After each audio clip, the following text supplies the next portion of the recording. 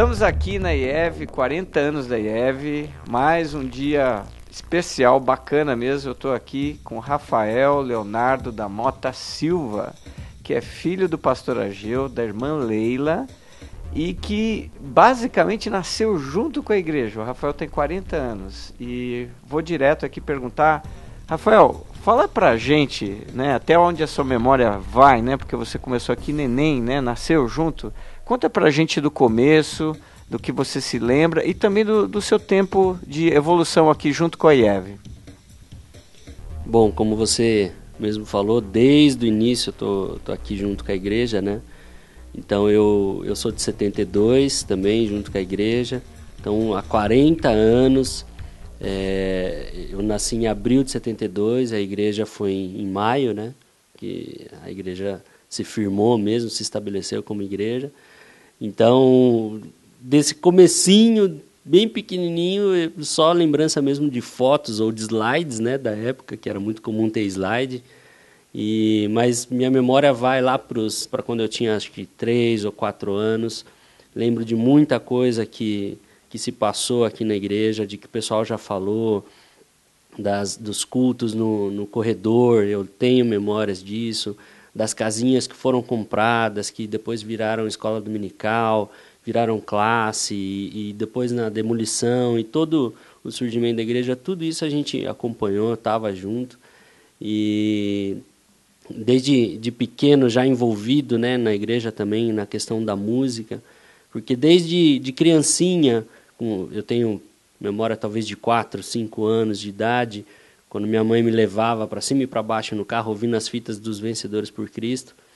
E como não podia ficar em pé no banco, não conseguia olhar para fora, então eu ficava prestando atenção na música, né? Então, disso acho que foi nascendo essa afinidade com a música, e eu fui absorvendo muita coisa, e aí quando 8, 9 anos, então a igreja já estava lá para os seus 8 anos, né? A igreja resolveu, alguns da igreja resolveram, tem que ter bateria no louvor, porque na época isso não era uma coisa muito comum para igrejas, né? Mesmo porque a IEV nasceu de uma linha um pouco mais tradicional. Então foi assim um trabalho mesmo, uma campanha mesmo de um grupo que tem que ter, vamos fazer isso, vamos trazer a bateria para a igreja. E outros mais tradicionais relutavam, não, porque isso não é de Deus, Deus não se agrada, isso é barulheira, isso é rock, isso é do mundo, tal. Então foi um trabalho assim bem bem extenso, né? O Júlio, meu irmão, conta muito disso. Então vamos orar, vamos fazer campanha, vamos fazer oração e isso, aquilo. No final das contas eles acabaram fazendo uma vaquinha e conseguiram comprar uma bateria que foi dos Vencedores por Cristo. Então, a primeira bateria da igreja usada foi dos Vencedores por Cristo. Então, acabou até juntando isso, né? Eu que ouvia Vencedores por Cristo, depois acabei usando uma bateria que foi deles. Inclusive, tem até uma foto aqui do início, né, da bateria. Essa aqui era a bateria que foi dos Vencedores. E eu ficava sentado na bateria durante o culto, não estava nem tendo louvor, meu pai falando, e eu ficava sentado na bateria, porque eu ficava assim, não, se precisar eu tô aqui, né? Mas antes mesmo dessa foto de eu ficar sentado na bateria, no começo eu não tocava, então eu já tinha 8, 9 anos, e quando a bateria chegou, mas eu não tocava ainda, né? Então foi o baterista da igreja, o Júlio, meu irmão, o Betão, que já não está aqui no Brasil com a gente e tal. E em pouco tempo depois chegou o Jean, que veio de Bauru, que era uma igreja irmã da nossa, veio de Bauru e já tocava, então ele assumiu a bateria. Então eu não tive vez naquela época, mas envolvido, querendo estar junto, querendo tocar, eu acabei carregando bateria para o Jean, eu montava a bateria para o Jean, eu virei meio que um holding do Jean. E eu queria estar junto, eu queria estar tocando, então eu carregava, montava, ele tocava, e eu ficava sentado embaixo da bateria, assim, atrás dele, vendo o que tinha que fazer, o que não tinha que fazer.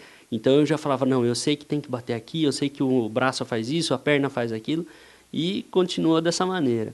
Até que um dia a gente voltou no acampamento, os jovens voltaram do acampamento, eu não podia ir ainda, e eu já estava na igreja desesperado, porque o culto estava para começar, e cadê a bateria, e cadê o pessoal? E o Jean chegou e falou, monta a bateria, eu vou para casa, tomar banho e depois eu volto. e ele não voltou. Ele demorou, ele não voltou, acabou não voltando. E eu montei a bateria e fiquei preparado ali, né, esperando, aflito. Eu falei, cadê o Jean, cadê o Jean?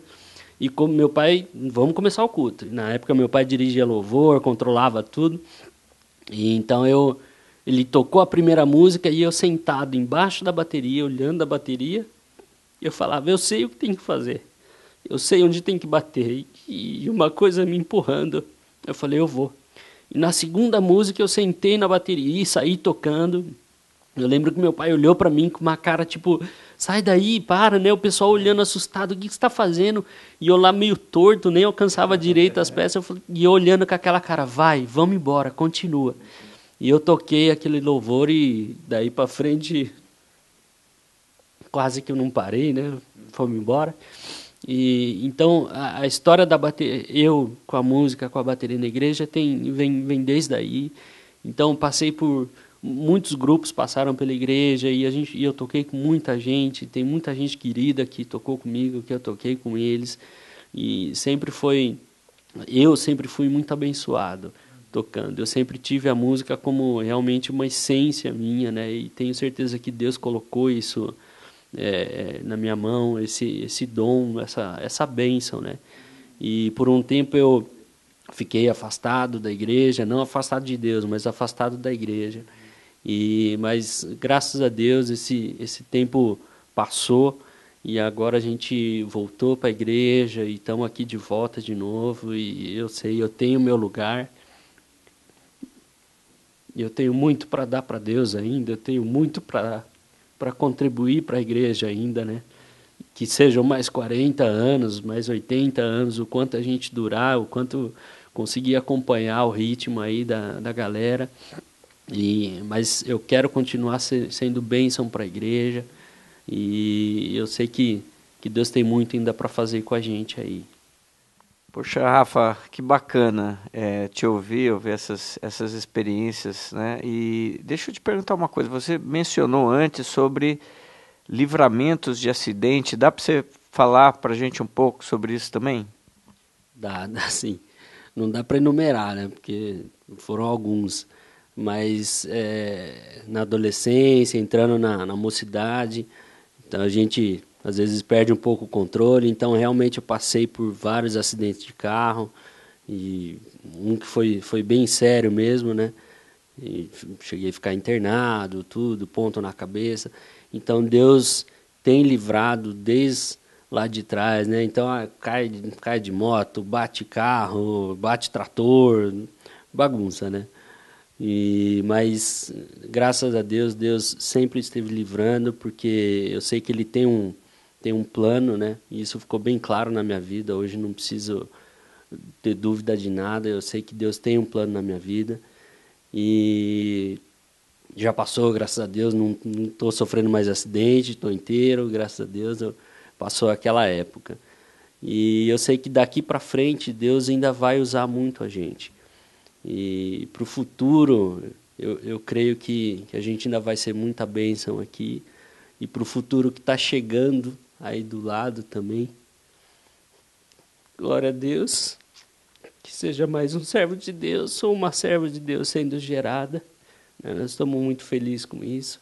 E que seja bênção mesmo, né? Que possa ser usado e de repente o meu substituto para mais 80, para mais 160 anos, aí quantos anos a igreja vier ter.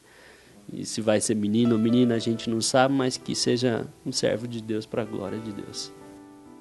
Poxa, Rafa, olha, você fez a gente chorar, né? Acho que vai ter mais gente chorando. A gente está muito feliz por você, pela Solange, feliz pelo teu passado, feliz pelo teu presente, feliz pelo teu futuro, viu?